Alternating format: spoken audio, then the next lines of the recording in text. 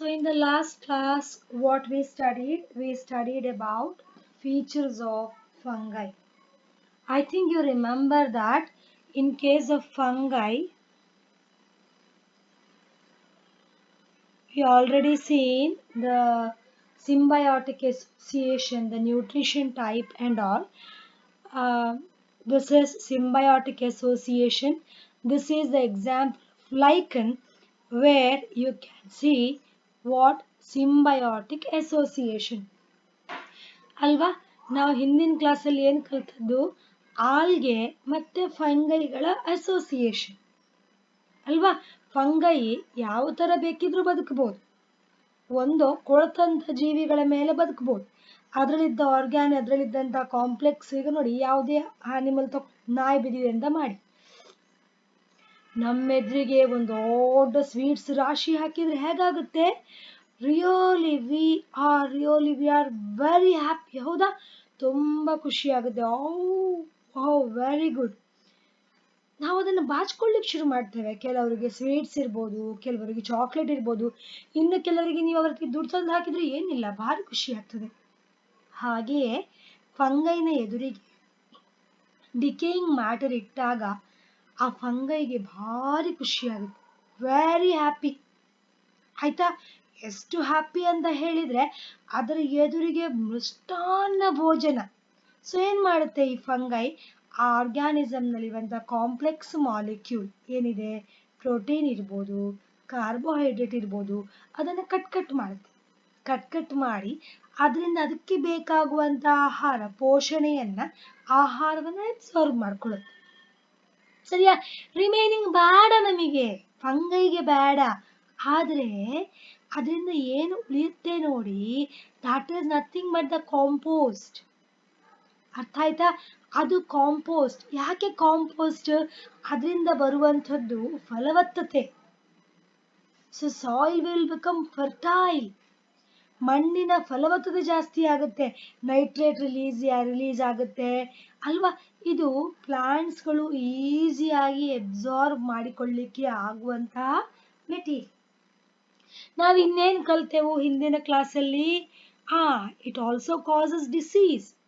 ಕೆಲವುದಕ್ಕೆ dead organic matter ಮೇಲೆ ಬದುಕಲಿಕ್ಕೆ ಬರೋದಿಲ್ಲಪ್ಪ ಏನ್ ಮಾಡ್ತವೆ ಜೀವಂತ ಪ್ಲಾಂಟ್ ಇರ್ಬೋದು ಆನಿಮಲ್ಗಳಿರ್ಬೋದು ಅದರಲ್ಲಿ ಹೋಗಿ ಅಲ್ಲಿ ಇನ್ವೇಡ್ ಮಾಡಿ ಅಲ್ಲಿ ವಾಸಿಸಿ ಅಲ್ಲಿಂದ ಫುಡ್ ಅನ್ನ ಅಬ್ಸಾರ್ಬ್ ಮಾಡ್ಕೊಳ್ತವೆ they absorb the food from the living organism so parasitic causes disease ಅರ್ಥ ಆಯ್ತಾ ಸರಿಯಪ್ಪ ಸಿಂಬಯೋಟಿಕ್ಕು ನೋಡಿದೆವು ಸ್ಯಾಪ್ರೋಫೈಟಿಕ್ಕು ನೋಡಿದೆವು ಅಲ್ವಾ ಈಗ ನಾವು ಫಂಗಲ್ನ ಕ್ಲಾಸಿಫಿಕೇಶನ್ ನೋಡ್ಬೇಕು ಸೊ ಮೊದಲನೇದು ಈಗ ನಿಮ್ಮ ಟೆಕ್ಸ್ಟ್ ಬುಕ್ ಅನ್ನ ಓಪನ್ ಮಾಡ್ಕೊಳ್ಳಿ ಮಕ್ಕಳೇ ನಿಮ್ಮ ಟೆಕ್ಸ್ಟ್ ಬುಕ್ಕಿನಲ್ಲಿ ಯಾಕಂದ್ರೆ ದಟ್ ಇಸ್ ವೆರಿ ಇಂಪಾರ್ಟೆಂಟ್ ನಾನೀಗ ಬಯಾಲಜಿಕಲ್ ಕ್ಲಾಸಿಫಿಕೇಶನ್ ಏನ್ ಮಾಡ್ತೇನೆ that is really important open ಮಾಡ್ಕೊಳ್ಳಿ ಅದರಲ್ಲಿ ಫಂಗಲ್ ಕ್ಲಾಸಿಫಿಕೇಶನ್ ಕೊಟ್ಟಿದ್ದಾರೆ ಫೈಕೋಮೈಸಿಟಿಸ್ ಆಸ್ಕೋಮೈಸಿಟಿಸ್ ಬೆಸಿಡಿಯೋಮೈಸಿಟಿಸ್ ಮತ್ತೆ ಡ್ಯೂಟಿರೋಮೈಸಿಟಿಸ್ ಪೇಜ್ ನಂಬರ್ 23ಗೆ ಬನ್ನಿ really it is important as phycomycete is the primitive type of fungi ನೀವು ನೋಡಿರ್ಬೋದಲ್ವಾ ಈ ತರ ಆರ್ಗ್ಯಾನಿಸಮ್ ಎಲ್ಲ ಕಡೆ ಗ್ರೋ ಆಗಿರೋದ್ರೆ ನೀವು ನೋಡಿರ್ಬೋದು ಎಲ್ಲಿ ನೋಡಿದಿರಿ ಜಸ್ಟ್ ನೆನಪು ಮಾಡ್ಕೊಳ್ಳಿ yes really you are correct ಎಲ್ಲಿಯಪ್ಪ ಎಲ್ಲಿ ನೋಡಿರೋದು ನೀವು ಬ್ರೆಡ್ಡಿನ ಮೇಲೆ ನಿಮ್ಮ ಮನೆಯಲ್ಲಿ ಇಡ್ಲಿನೋ ದೋಸೆನೋ ಹಾಗೆ ಇಟ್ಟರೆ ಮುಚ್ಚಿಟ್ಟಾಗ ಈ ತರ ಸ್ಟ್ರಕ್ಚರ್ ಗ್ರೋ ಆಗಿರೋದನ್ನ ನೋಡಿರ್ಬೋದು ಅಲ್ವಾ these are nothing but phycomycetes very primitive fungi they are very primitive fungi ಯಾಕೆ ನಾವು ಇದನ್ನ ಪ್ರಿಮಿಟಿವ್ ಫಂಗೈ ಅಂತೇವೆ ನೋಡಿ ಸ್ಟ್ರಕ್ಚರ್ ಈಸ್ ವೆರಿ ಸಿಂಪಲ್ ಅಲ್ಲಿ ನಿಮ್ಗೆ ಯಾವುದೇ ಕ್ರಾಸ್ ವಾಲ್ ಸಿಗೋದಿಲ್ಲ ಸಿಂಪಲ್ ಅಲ್ವಾ ನಾನು ನಿಮ್ಗೆ ನಿನ್ನೆ ಹೇಳಿದೆ ಮೈಸೀಲಿಯಂ ಅಂದ್ರೆ ಎಳೆ ದಾರಗಳ ಎಳೆ ಹೇಗೆ ಒಂದು ನೀವು ಮ್ಯಾಟ್ ಅಲ್ಲಿಯೋ ಇಲ್ಲ ನೀವು ಚಾಪೆ ಮೇಲೋ ನೂರಾರು ಎಳೆಗಳನ್ನ ನೋಡ್ತಿರೋ ಆ ನೂರಾರು ಎಳೆಗಳಲ್ಲಿ ಒಂದು ಸಿಂಗಲ್ ಫೈಬರ್ ಅನ್ನ ನಾವಿಲ್ಲಿ ಏನಂತ ಕನ್ಸಿಡರ್ ಮಾಡ್ಬೋದು, ಹೈಫೆ ಅಂತ ಹೇಳಿ ಕನ್ಸಿಡರ್ ಮಾಡ್ಬೋದು. ಅದೇ ನೀವು ಆ ಚಾಪೆ, ಇಡೀ ಚಾಪೆಯನ್ನ, ಅದ್ರಲ್ಲಿ 100 ಎಳೆಗಳಿದಾವಲ್ವಾ, ಇಲ್ಲಿ ಆ ಥರದ ಚಾಪೆಯನ್ನ ನಾವಿಲ್ಲಿ ಹೇಗೆ ಕನ್ಸಿಡರ್ ಮಾಡ್ಬೋದು, ಮೈಸೀಲಿಯಂ ಅಂತ ಹೇಳಿ ಕನ್ಸಿಡರ್ ಮಾಡ್ಬೋದು. ನಾನು ನಿಮಗೆ ಹಿಂದಿನ ಕ್ಲಾಸಲ್ಲಿ ಅದರ ಬಗ್ಗೆ ವಿಸ್ತಾರವಾಗಿ ಹೇಳಿದ್ದೇನೆ, ಅರ್ಥ ಆಗಿದೆ ಅಂತ ಮಾಡ್ತೇನೆ. ನೋಡಿ, ಇಲ್ಲಿ ಫಂಗಲ್ ಮೈಸೀಲಿಯಂ ಒಂದು ವೆರಿ ವೆರಿ ಸಿಂಪಲ್. ಎಲ್ಲಿ ಬದುಕುತ್ತೆ ಮಕ್ಕಳೇ? ಡೆಡ್ ಆರ್ಗ್ಯಾನಿಕ್ ಮ್ಯಾಟರ್ನ ಮೇಲೆ ಕೂಡ ಬದುಕಬಹುದು, ಅಥವಾ some of them they are parasitic in nature.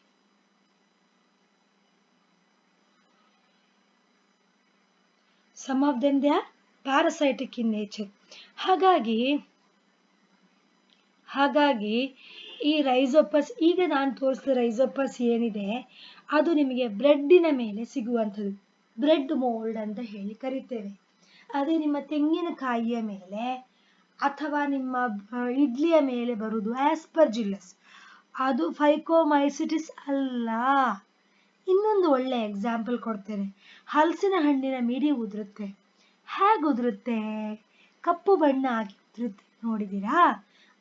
ಅದು ಒಂದು ಎಕ್ಸಾಂಪಲ್ ಮ್ಯೂಕರ್ ಫಂಗೈ, ಸರಿಯಾ? ಅದು ಎಕ್ಸಾಂಪಲ್ ಮ್ಯೂಕರಿಗೆ, ಅದು ಕೂಡ phycomycetes. So it is a very simple. You will get a stolon and upper sporangiospour, ಅಂದ್ರೆ ಒಂದು ಸ್ಟಾಕಿನ ಹಾಗೆ, ತೊಟ್ಟಿನ ಹಾಗೆ ಮೇಲ್ಭಾಗಕ್ಕೆ ಎದ್ಕೊಂಡು ಬರುವಂಥದ್ದು ಸ್ಪೊರಾಂಜಿಯೋಫೋರ್. ಅದರ ಮೇಲ್ಗಡೆ ಒಂದೊಂದು ಮಂಡೆಗಳು ಸಿಗ್ತವೆ ನಿಮಗೆ. We call them as sporangium. ಸ್ಪೊರಾಂಜಿಯಂನ ಒಳಗಡೆ ಕಾಣಿಸ್ತಾ ಇದೆಯಾ ತುಂಬ ಕಪ್ಪು ಕಪ್ಪು dots? They are nothing but the spores. ನಿಮಗೆ ಅರ್ಥ ಆಯಿತು ಅಂತ ಮಾಡ್ತೇನೆ. They are nothing but the spores. So simple structure, ಹಾಗಾಗಿ ಇದನ್ನ ಪ್ರಿಮಿಟಿವ್ ಫಂಗೈಗೆ ಸೇರಿಸಿದ್ದಾರೆ, ಕಾಲ್ಡ್ ಆಸ್ ಫೈಕೋಮೈಸಿಟಿಸ್. ಅಷ್ಟೇ ಮಕ್ಕಳೇ, ಇಲ್ಲ ನೋಡಿ, ಸ್ಟ್ರಕ್ಚರ್ ನೋಡಿ, ನಿಮಗೆ ಪ್ರಾಕ್ಟಿಕಲ್ನಲ್ಲಿ ಮಾಡಲಿಕ್ಕೆ ಇದೆ ನೋಡಿ, ನಿಮಗೆ ಹೀಗೆ ಕಾಣಿಸುತ್ತೆ.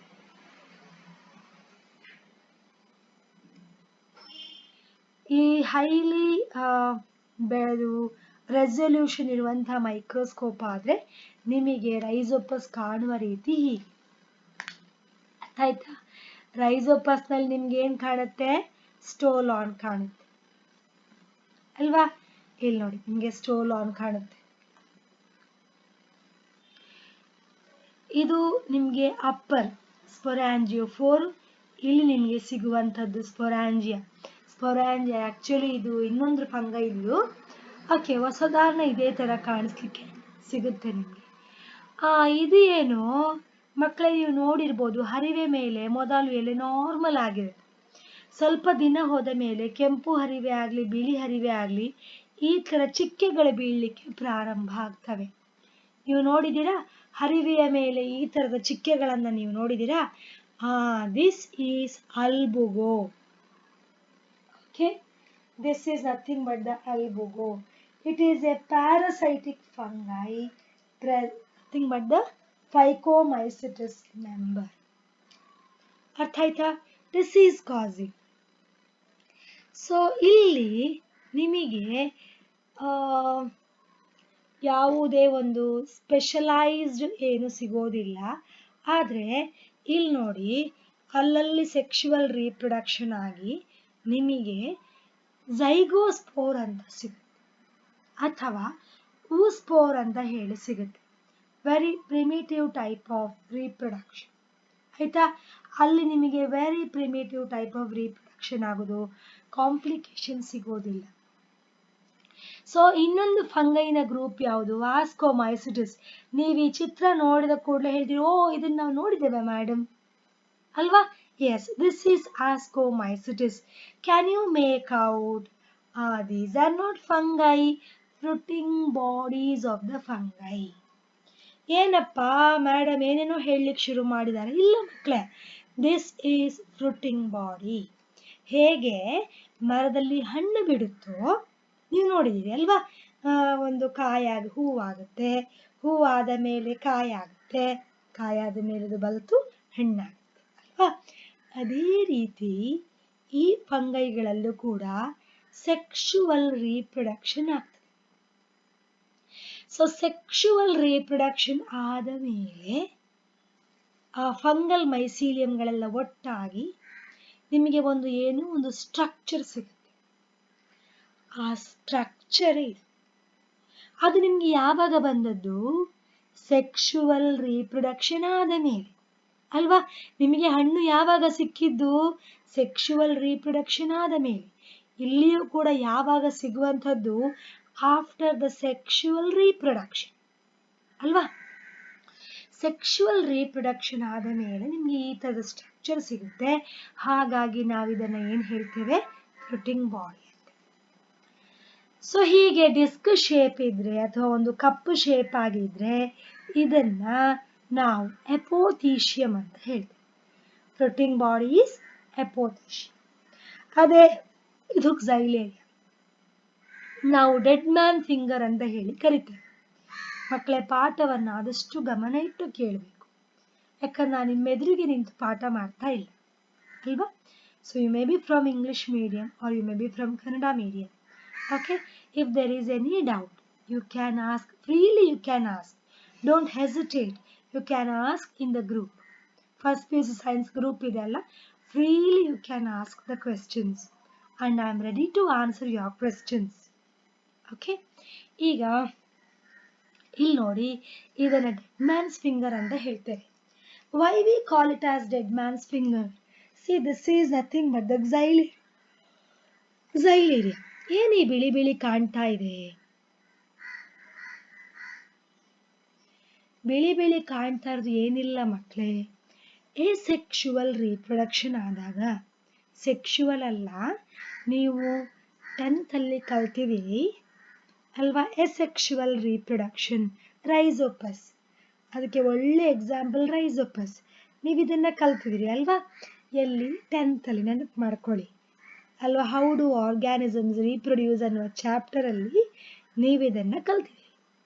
ಅಲ್ಲಿ ನಿಮಗೆ ಸ್ಪೊರಾಂಜಿಯಾ ಫಾರ್ಮೇಶನ್ ಅಂತ ಹೇಳಿ ಕಲ್ತದ್ದು. ನೆನಪಾಯ್ತಾ ಮಕ್ಕಳಿಗೆ? ಇಲ್ಲಿ ನೋಡಿ, ಸ್ಪೋರ್ಸ್ ಪ್ರೊಡ್ಯೂಸ್ ಆಗಿದೆ ಅಲ್ವಾ? ಇಲ್ಲಿ ಯಾವುದಾದ್ರೂ ಮೇಲ್ ಗ್ಯಾಮಿಟ್ ಹತ್ರ ಬಂತ? ಫೀಮೇಲ್ ಗ್ಯಾಮಿಟ್ಗಳ ಹತ್ರ ಬಂತ? Male gamete female gamete fuse ಆಯ್ತಾ? ಇಲ್ಲ ಅಲ್ವಾ? ಖಾಲಿ ಆ ಟಿಪ್ ಬಲ್ಜ್ ಆಗಿದ್ದು, ಆ ಟಿಪ್ಪಿನ ಒಳಗಡೆ ಸ್ಪೋರ್ ಪ್ರೊಡಕ್ಷನ್ ಆಗಿದ್ದು. ನೆನಪಾಯ್ತಾ? 10th ಪಾಠ, ಸೆಕೆಂಡ್ ಏನು ಪಾರ್ಟ್ 2 ಅಲ್ಲಿ ಬರುವಂತಹ ಪಾಠ ಅದು ಅಲ್ವಾ? ಎಸ್.